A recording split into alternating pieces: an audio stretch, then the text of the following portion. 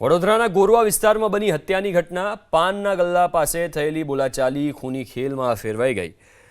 અમીજ ઘાંચી નામના વ્યક્તિને સંદીપ વાઘેલા અને સોહિલ રાણા નામના બે શખ્સો સાથે બોલાચાલી થઈ હતી, જે અંગે અમીજ ઘાંચી પોલીસ ફરિયાદ નોંધાવવા જઈ રહ્યો હતો ત્યારે જ સંદીપ વાઘેલા અને સોહિલ રાણાએ પોલીસ સ્ટેશન નજીક જ હુમલો કરી દીધો।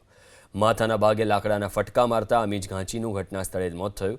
હત્યાના સમાચાર મળતા જ પોલીસ દોડતી થઈ બંને આરોપી વિરુદ્ધ હત્યાનો ગુનો નોંધીને તપાસ હાથ ધરી। અમીજી અને જે આ કામનો આરોપી છે સોહિલ રાણા, એમને પણ કોઈ પણ બાબતે કંઈક બોલાચાલી થઈ રહી હતી। આ વાતનો ખાર રાખી અને સંદીપે એમના બનેવી સોહિલ રાણાએ એમના બનેવી સંદીપ વાઘેલાને કોલ કર્યો, જે મધુનગરમાં રહે છે। એટલે એ બંને થોડી વાર પછી ગોરવા ગામના ગેટ પાસે બાઇક લઈને આવતા ત્યાં આ કામે મરણ જનાર અમીજી જે છે એ ત્યાં ચાલીને આવતા હતા।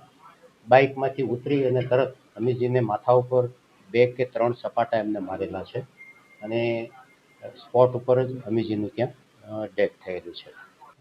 આરોપી 2 જણ છે, એમાં એમના એક દીકરા દ્વારા આઈડેન્ટિફાઈડ થઈ ગયેલ છે સોહેલ રાણા, અને બીજા પણ જે છે એ હજી પોલીસ ગિરફ્તથી બહાર છે।